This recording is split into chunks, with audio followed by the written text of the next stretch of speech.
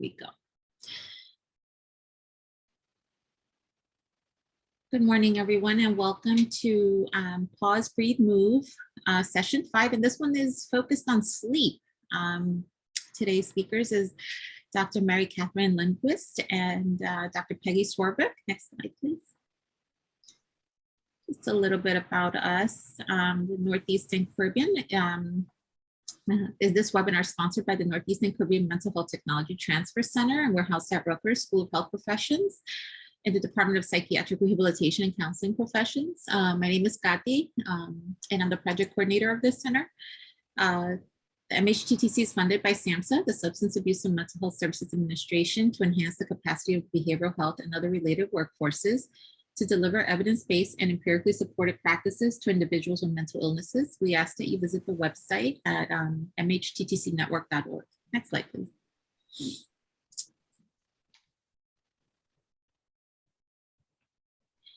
And if you'd like to receive email announcements regarding our future trainings, you can sign up at the bit.ly link that you see on the screen. I will also include this link in the chat box.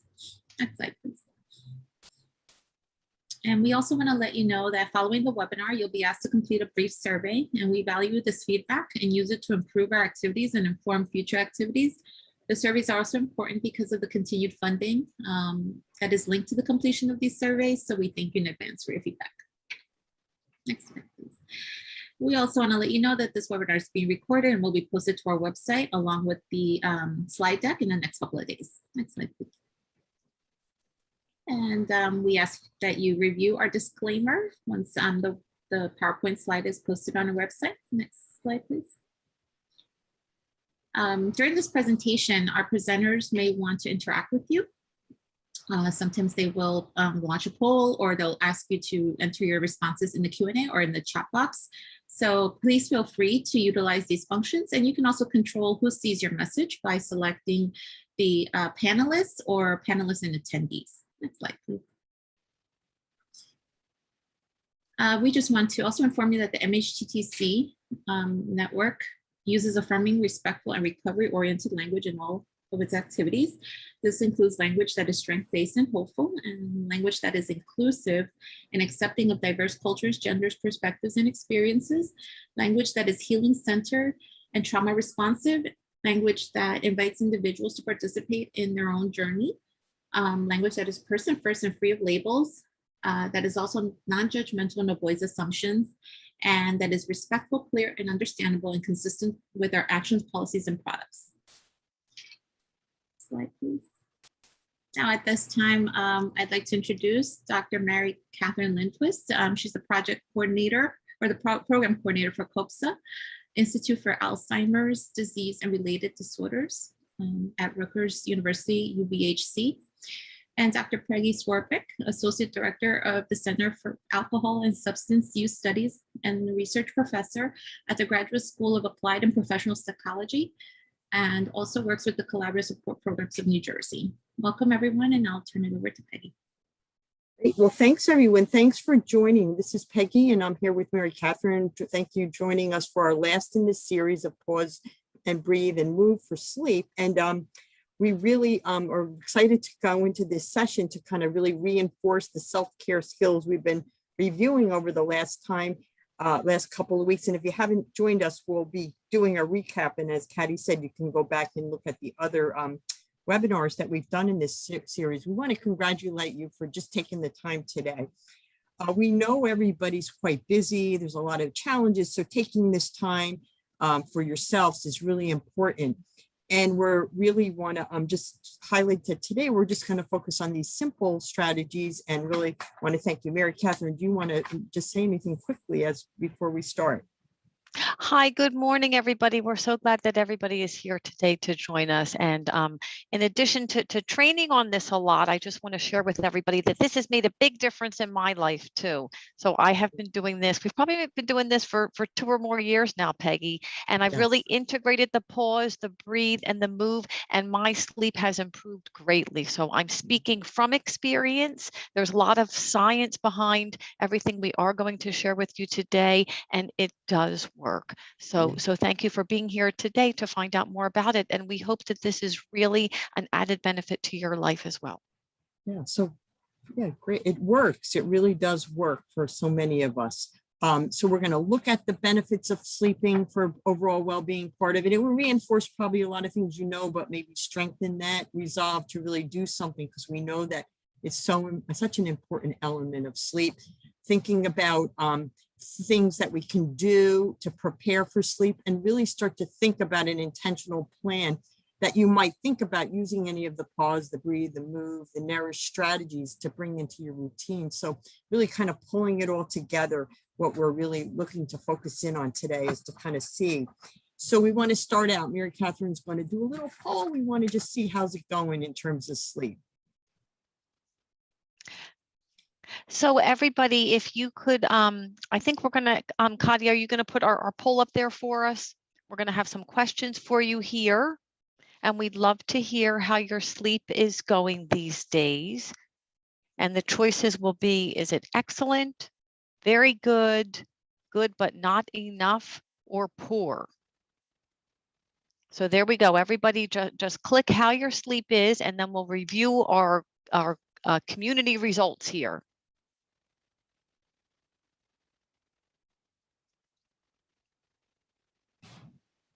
And it looks like our responses are coming in, and it looks like the majority of our friends here today are saying good, but not enough.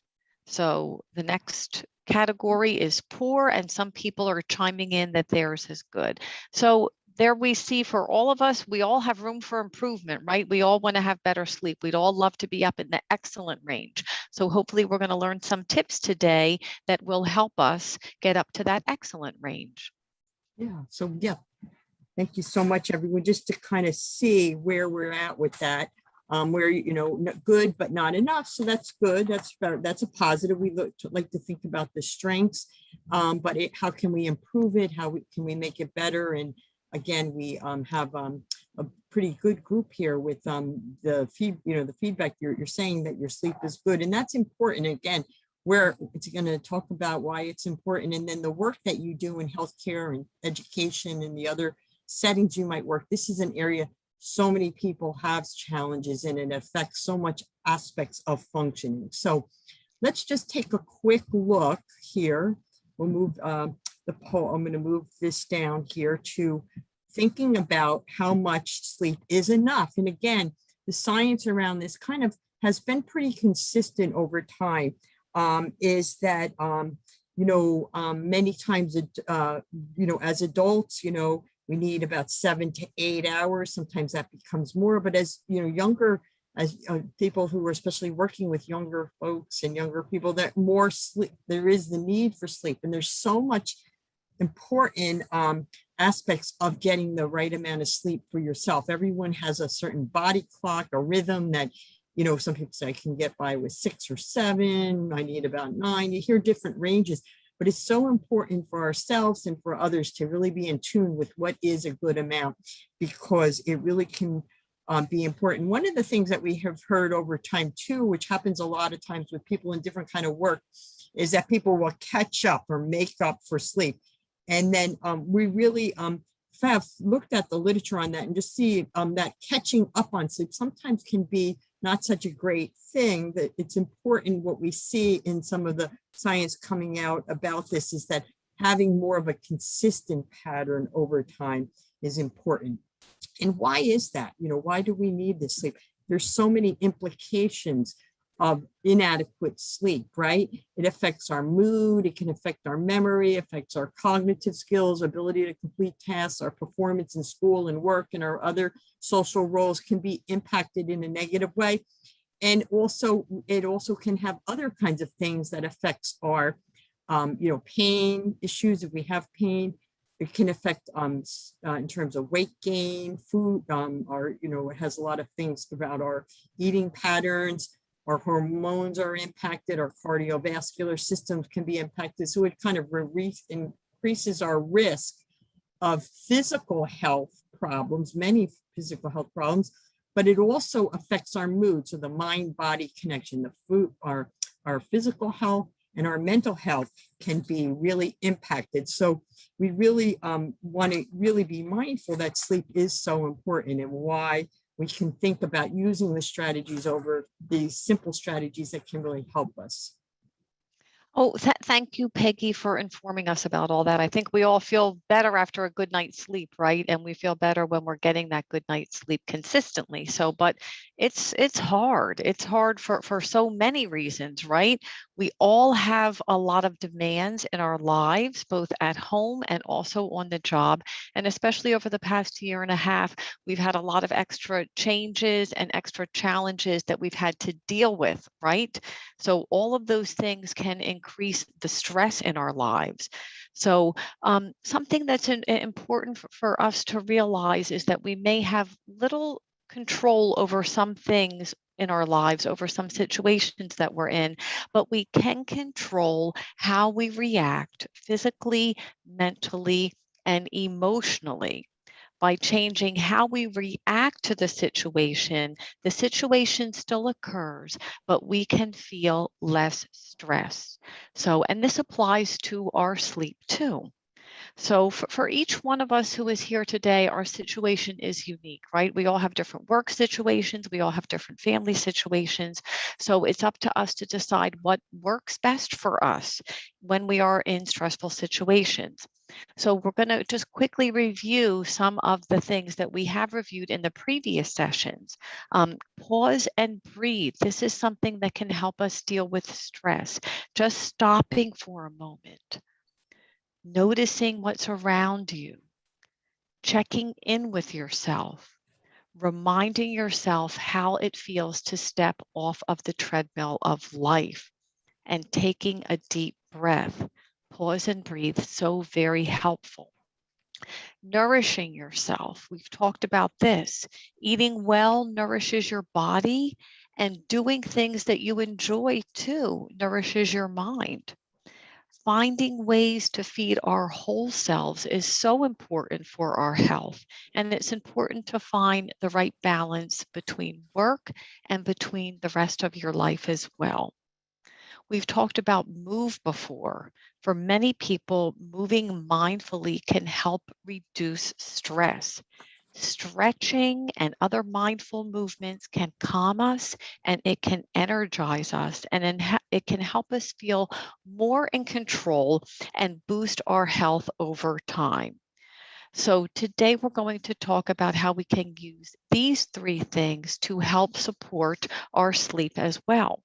Now, sleep is critical because it helps us heal from all the busyness of our day and all the things that we have to do. Our mind needs to recharge just as our body needs to recharge, and sleep helps us do that. Let's look at how we can make sleep a priority. So in the previous webinars, we encouraged you to use the pause throughout the day, and that just involves stopping whatever you're doing, checking in with yourself, and seeing how you're doing and pausing. Now, regularly practicing this can make it easier over time for you to turn off your thoughts, or at least slow them down or lower the volume. So I don't know about everybody else who's here, but I know for me for sure, especially when I go to bed at night, sometimes my thoughts are screaming at me about all the things that didn't happen right or are still left undone. So it can be hard to turn down those thoughts. When we stop and we take the pause throughout the day, that makes that muscle stronger, that pause muscle stronger. So then we do need it at those critical times, like when we're trying to go to sleep, we can call upon that and it will work quicker and faster for us. So taking time to pause and relax throughout the day is helpful. And then also taking a more extended period to do that right before you go to bed. Some people find it helpful to do that a good half an hour to 45 minutes before it's time to go to bed. Just unplug mentally and literally from all the screens that we're attached to. from your phone, from the TV, from the computer. That can be a more extended pause that you take that can have positive benefits for your sleep. Pause will help you sleep, and so will our second strategy, breathe.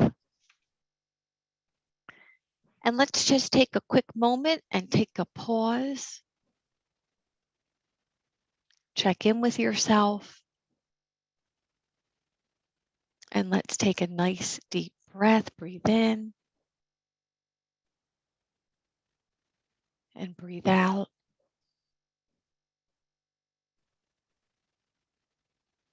And let's do one more just because it feels so good. Breathe in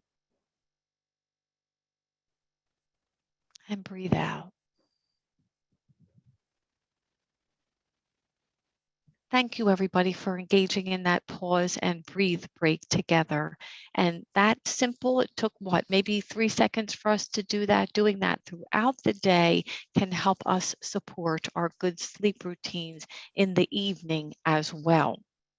So let's look a little bit at some things that kind of help us sleep and some things that kind of keep us awake. I think we all probably have a big list of things that keep us awake at night, right?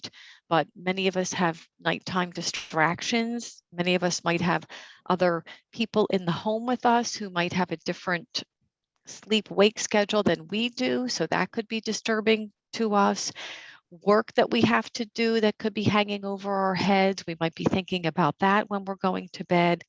We might have family obligations. We might have to go pick somebody up late at night, who doesn't have a ride. We might have home care responsibilities that we have to tend to make sure that the family is able to function the next day. We could be caregiving for someone at home, right? And sometimes that's a 24/7 job. Some of us might have jobs. Some of us might have 2 jobs, right? We do one day job and then we come home and we do an evening job, or we do a nighttime job as well. So all of those things can impact our sleep. If we have pain, that can keep us awake at night. If we're grieving, whatever we've lost, people or other things in our lives, that can impact our sleep as well. And if we've experienced trauma, all those things can impact our sleep. On the other side, there are things that can help us sleep as well. And we see we have some of these things that are listed here. So going to bed at the same time, right, and getting up at the same time every day, keeping a good schedule can help us with that. Avoiding caffeine, alcohol, keeping our meals light, not drinking a lot of water right before we go to bed, drinking all our water, more in the daytime, having the right temperature in your room. These are all things that can really help improve our sleep. So, and we're going to have a chance to share some of those things too. So does anybody want to share now? Maybe is there something that you're doing now that really works for you that helps you get a good night's sleep? Take a moment and share with us in chat. Yes, does any? Take a moment and share with us in chat. Is there anything that you're doing that's helping you get a good night's sleep right now? We would love to hear about that. So as we're waiting for people to kind of send some responses in there, Kathleen sharing going to bed earlier. Thank you, Kathleen. Yes, sometimes that helps, right? A gratitude list. Yes. Thank you. Beautiful. We love that. Having an early dinner, I like that too, right? Sometimes if we go to bed too full, it impacts our sleep. I do a 1 to 2 minute meditation because it's better than the 30 minutes I don't have, and then I read in bed. I love it. Thank you for sharing that. No caffeine after 12 noon. Thank you for sharing that too. Turning off electronics, write down worries to deal with tomorrow. Wonderful, everybody. So everybody is already doing wonderful things to help support your sleep. Thank you, everybody, for sharing those things. So let's talk about a few strategies. Some people have already mentioned these strategies, so maybe there is something that we're going to review that you might find helpful for yourself, or something that someone else has mentioned here today. But many people find that anxiety keeps them awake. So their pre-sleep routines need to be restful antidotes to the stress of the day. Sometimes creating mental fatigue is a way that helps people fall asleep. Like, remember the old saying, to count sheep, that makes your mind kind of be tired. So doing something like that can help you sleep. Somebody mentioned reading books. That can be a good thing too. Some people find doing a little puzzle, either by yourself or with someone who's in the house with you, that can create some mental fatigue as well. Some other tips, and one of our participants today has mentioned this, thank you so much. Keep a small notepad and a pen nearby. Instead of worrying about what you have to do tomorrow, write it down and get it out of your mind. That is a wonderful suggestion. And our participant here mentioned listing gratitude things too. Some people find it helpful to list those things in a journal. Also, if you wake up in the night and you're having trouble going back to sleep, you can take a pause and a breathe break. Think thoughts that nourish your mind. You may also find it helpful to get up and do some of the simple stretches that we reviewed in earlier sessions. And then finally, think about your caffeine too. Think about stopping that earlier in the day. One of our participants says that she doesn't have caffeine after 12 noon. So everybody knows what works best for themselves. And we have a few people who are sharing here exercising. Thank you for sharing that. Wonderful. So helpful. And go outside and breathe and meditate. Yes, very helpful. Even if you can't go outside and it's the middle of the night, or you don't want to go outside, open your window and suck in some of the clean air from outside. And also putting my phone on low tone or silent mode. Yes, those things are all very, very important. So these are just some simple things that you can do to kind of support your sleep going forward. Great. Yeah. So again, what we've done today, we've looking at the whole series that we've gone through over the last 5 sessions, the pause. Mary Catherine gave you a experience of seeing how you could use the pause and breathe. I love just doing that every once in a while. And as Mary Catherine said, we've all been doing this for a couple of years now, and it really helps. So practicing that throughout the day or during the time to prepare for sleep can be a strategy.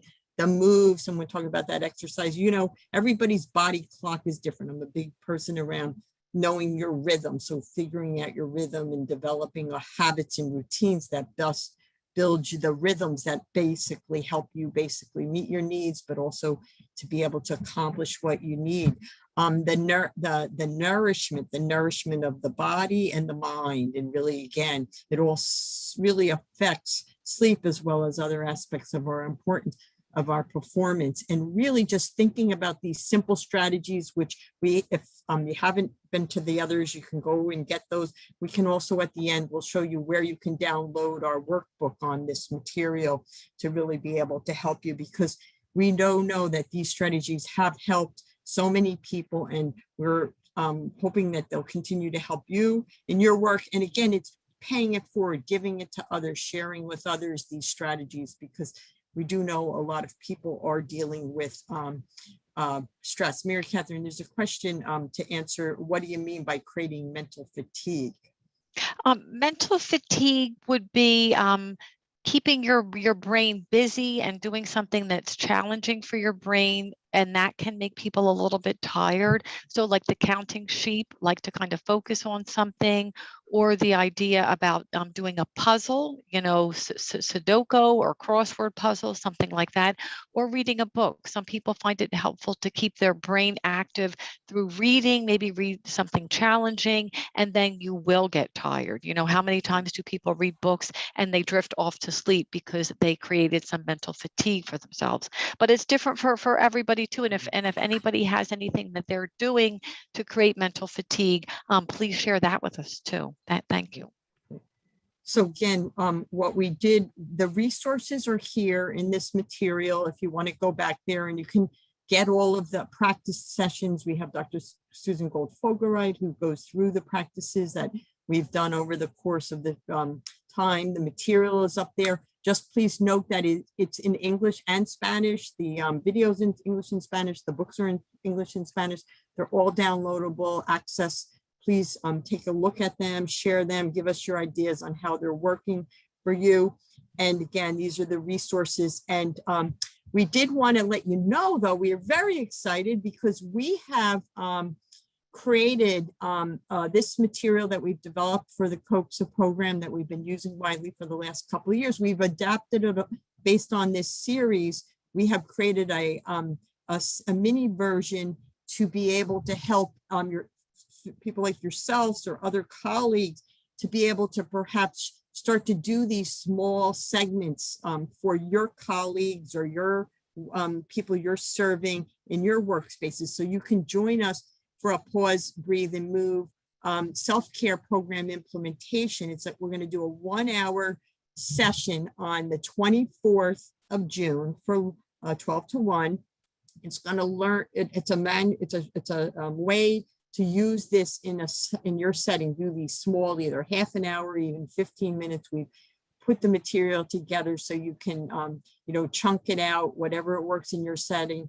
We're going to go over the manual for the 1 hour, and then we're going to offer 3 sessions that will be available in July, from July to August. There'll be 3 sessions, which will be, the dates will be outlined, that will be offering technical assistance to be able to help you perhaps implement them in your setting. So we're really excited that you'll join us for that, and more information should be available through the Technical Assistance Center. But before we end, we just want to see, today we've gone over the sleep, we've gone over some of the importance of sleep, showed how the Pause, Breathe, Move, Nourish strategies can really help enhance our sleep, the importance of sleep. So we'd like to either hear from you what strategies you will, you're going to use, any of the things new today that you're going to use to get a better night's sleep. We know that many of you had a good night's sleep, what we have learned in the poll, but is there anything that you will use or anything you might share with others, especially if you are already doing pretty good? What could you share from today? We'd like some feedback about that. Put it into the chat. We have some people sharing grateful list, going to try the grateful list. And we have list. someone who shared, I do that every night when we're talking about mental fatigue, reading and playing a game on my phone. And about an hour later, I find myself going to sleep, laugh out loud. Love it. Thank you. Yes. Sleep journal is a great idea. Thank you for sharing. I will incorporate the pause. Thank you. Turn the television off, exclamation point. Hard for all of us, but see how that goes. Thank you. Reinforces that eating dinner earlier is better for me. Wonderful. Thank you. And consistent times for bedtime and arising. Yes, wonderful. Thank you. And I think it's important for us to know too, we have to think earlier in the day, in the morning, what am I going to do today to set myself up for success with sleep at nighttime, right? So we can't think about it 11 o'clock at night. We think about it earlier in the day to kind of set our day up right too. Consistent times for bedtime and arising. Thank you for sharing. Live for the moment and not worry about things beyond my control. Yes, wonderful goal for all of us. And diffuse essential oil, lavender, and soaking music. Love that. That sounds wonderful. And prayers, wonderful. So much. Thank you for sharing that. Wonderful. So feel free to add more. We appreciate your time. Any other questions, please let us know. We'll stay on for a little bit of time, but we want to really thank you for being part of this series today, focusing on Pause, Breathe, Move, Nourish, and Sleep, and being part of this whole series. And we're hoping you'll join us on the 24th of June. And perhaps if you're interested in putting a program like this on in your setting, we have some tools and resources that will be available, and we'll provide some technical assistant coaching sessions over the summer for you. So thank you all for your time. Thank you for taking the time for yourself and really trying to really be able to help ourselves so we can pass it on to the others that you serve. And thank you for your service and the work that you do.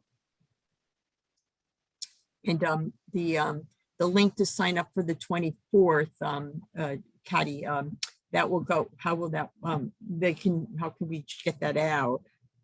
Thank you for your question. Yes, we will email everyone a registration link once we have all of the promotional flyer out. We will email all the registrants for our series. So be on the lookout for that email.